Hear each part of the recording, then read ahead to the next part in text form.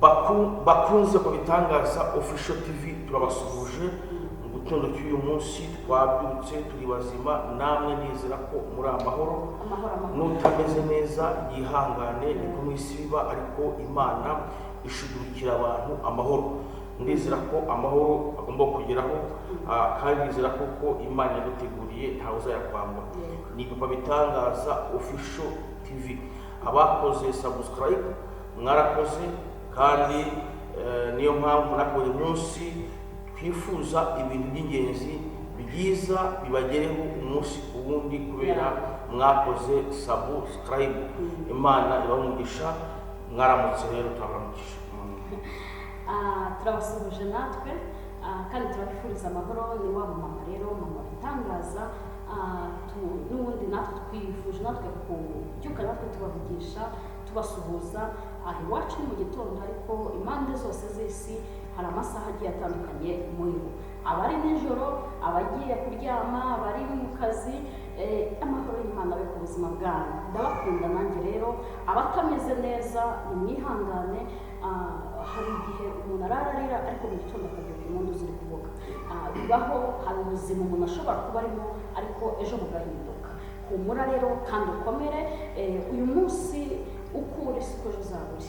Imana ishimwe cyane ndagira ngo mbabwire ngo umugambi w'Imana uzayoba nimba uri kwa muganga Paul urakira nimba akazi kahagaze Paul Imana yakize nimba nabwo ukora akazi kuvuna nabwo Paul no gushaka ibirayi rero udakora ntakarye niko birivuga ugomba gukora kugira ngo ubone icyo ugaburira abana bawe turabakunda mu by'ukuri nubwo hari abantu bamwe na bamwe batwangira ubusa ariko nabo ndabakunda mu by'ukuri nta munanga nta n'umutera n'ikibazo habe n'umwe nari mu mba uvuka wagira abayabo bose avuga ibintu bishaka wumva nimba uvuze ikintu ko yumva abantu bari imbere babyumva cyane wese afite freedom yiwe freedom y'umuntu gituma hari undi ukundi hari uvuga ati ngiye nemera gutinganyi ukabana nawe hari uvuga ati ngiye nemera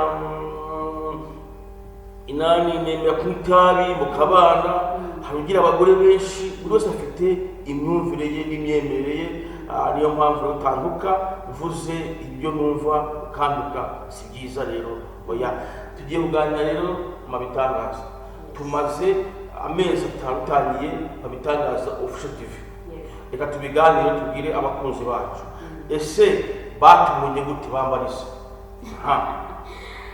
baraza kuza kudusubiza uko batubonye cyangwa se uko bitangaza icyo yabamariye cyangwa se urwego rundi nayo ubwayo irimo iragenda igeraho ni ibintu bigiye bitandukanye ariko turishimira kuba gusa nayo mezi ashize kuko hari n'ababikireye ntibikunde hari ababitekereza no kubishyira mu bikorwa gusa bikanga bataranabikora ariko twebwe twarabitekereje turangije turabikora tubona birakunze birakunda tumaze ubwo ni amezi karibu atandatu cy'atanu dutangiye twabagejejeho komediye abantu baraseka barishima tubagezaho ijambo ry'Imana abantu baranezerwa tubagezaho ibintu n'ibindi tuvuga ku gihugu cyacu tukivugaho abantu barumva hari n'abagiye bavanaho subscribe ariko nabo ntabwo bari abacu biravuga ngo abo ngabo ntabwo bari abacu hari n'abongere subscribe ziba nyinshi ziri kuba hari n'abakoze share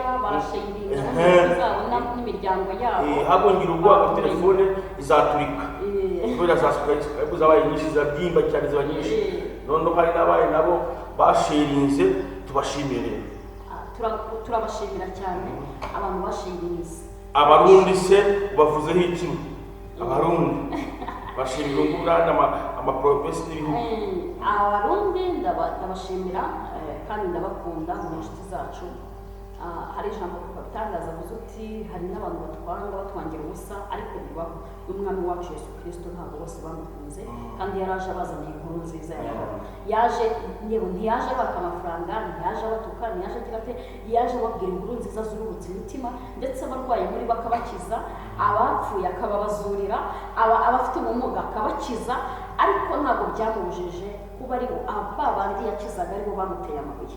Nta kibazo rero kirimo twebwe kuba utashobora kumva uburyo iyi couple ihagaze ahangaha, birashoboka, ariko abantu bayumva kandi bayikunda tubahesheje umugisha muri iki gitondo cyane iwacu. N'abatwanga nabo sibo nabo ariko babyumva nabo, ariko nanjye mbakunda bose nta n'umwe namwe cyane rero rwose. ndagira ngo erega uyu umuntu arigashaka no kukwanga uyu munsi ejo akazagukunda. Hari icyegeranyo numvise uriya muntu afunze ari kuvuga ngo umuntu ni umuntu kandi umuntu arimo ubuzima butandukanye. Uyu munsi ashobora kukubera umwanzi, ejo akakubera umukunzi. Nukunda umuntu ngo umukunde, numukunde ngo umwimariremo, kandi niwanga n'umuntu n'umwange burundu, kuko umuntu ashobora guhinduka. rero icyo dushimira Imana ni uko nagiye nkurikira amakuru, abakunzi bacu bose ni bazima, abandi nabo barashima Imana. Dushimiye Imana. Ikindi kandi hari abajya guheza inama n'ibitekerezo ibyo dukwiriye gukosora. Turashimira umuvandimwe wacu uri muri Amerika, nawe Imana imumugisha ibiti ikaduha ubufasha ku bintu byose bishoboka kugira ngo twubake ibintu binini, kandi ufite nabyita ngo ufite inkingi nini cyane ku bitangaza official, kuko yatumye izamuka. Rero urumva ari no mu bantu bayitekereje, ari mu bantu bayimenye mbere y'uko ibaho, kuko ntabwo ari umuntu tumenyanye uyu munsi, si umuntu twamenyanye ejo, ni umuntu tumaranye igihe kinini cyane tuziranye. Ariko uyu munsi wa none dushima ibitekerezo agenda duha ndetse n'uburyo yifuza, tukanashimira abagira n'inyota byo kutureba cyane. Abo bantu ni inkoramutima zacu, uko bukeye n'uko bwije. Ibiganiro iyo uje ukajyaho ugafungura videwo yacu, turagushimira cyane. Uri umuntu w'umumaro kandi uri umuntu w'umugisha. Noneho rero tumaze kumva Mutabazi abantu bamuvugaho, ngiye mpagaze nk'umu-esikopi. Mutabazi hari abantu ruta muri iki gihugu 100%. Mutabazi yarisobanukiwe, kandi ibyo avuga ni iby'intiti, ni iby'abanyabwenge, ntabwo aza kuza kugira ibintu by'ubuswa. Mutabazi avuga ikintu yatekereje kizamugirira inyungu cyangwa kizamugirira igihombo, byose akabyakira.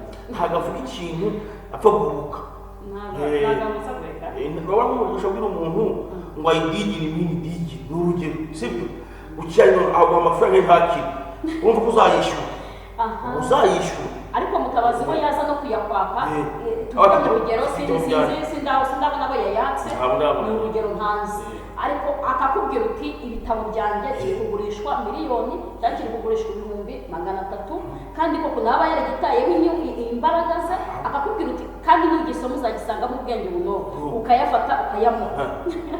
Bavuga n'abo bantu ndumva batandukanye. Rero Mutabazi ashaka kuvuga n'ikintu kugira ngo akore publicité y'ibitabo bye, akore publicité y'ubwenge bwiwe. Urabona kwiga ishuri ntumenyekane ni igihombo.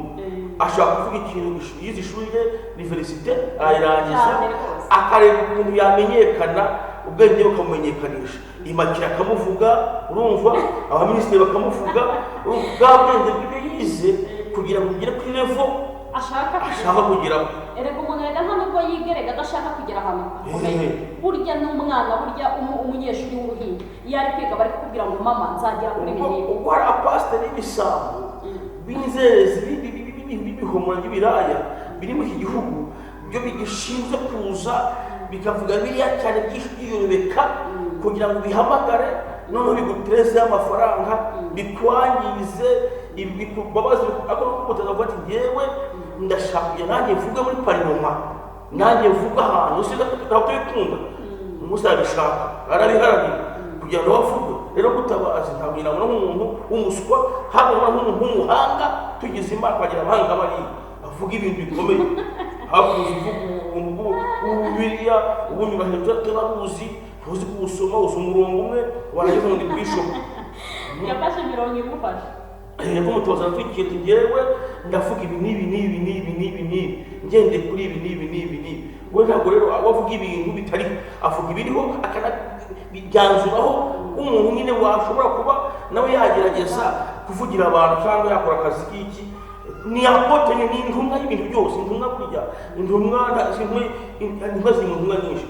ariko njyewe hari aho ntemeranya nawe kuko buriya ni ukuvuga ngo ndabyemeranya na apotre n'umwana wabigira ariko revo ariho y'inyigisho yigisha ziri hejuru cyane nyine ntabwo basubazwa nicyo kibazo rero mfite abantu bakiri hasi mu buryo yaba n'ubw'umwuka mu buryo bw'umubiri mu ishuri ntabwo ushobora kumva biriya mu Mutabazi gusa uhita wumva ari mu gicuku uhita wumva ko wamugoye wafata n'uko ukamuzi ariko kuba intumwa ni nyinshi hari intumwa ya rubanda hari intumwa y'Imana intumwa y'Imana rero ivuga byose niyo mpamvu muri biri handitse ngo abagore mu minsi y'ubwirabure bigende gushya mu minsi mugorane gucya bivuga ibintu byinshi ariko ntabwo Mutabazi ari umuntu wava umuntu utari intellectuel Mutabazi ni umunyabwenge si nk'aba pasiteri bavuye kuzerera hariya mu byaro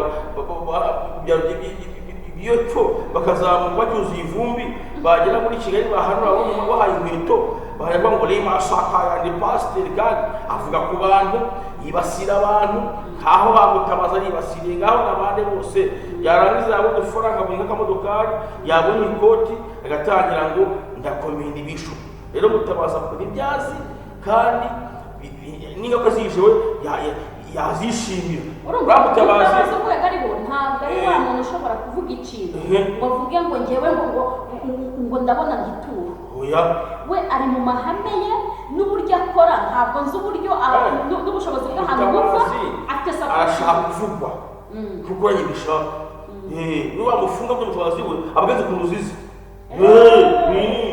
ubwo niyo bamufunga nk'umuntu avuze ibintu bibangamira abantu nyine ariko ari asuka ibitekerezo bya Mutabazi uri hatari n'ibitugu kandi hari n'abantu tumaze kuganira bari mu bice by'i Burayi bambwira ko Mutabazi ashaka hari urwego yabakuye bakashyira ku rundi yaba mu buryo bwo gukora Imana mu buryo bwo guhimbaza Imana mu buryo bwo gusenga hari urwego yabavanyemo abashyira ku rundi abakunzi bacu bari umugisha turabakunda shalom shalom shalom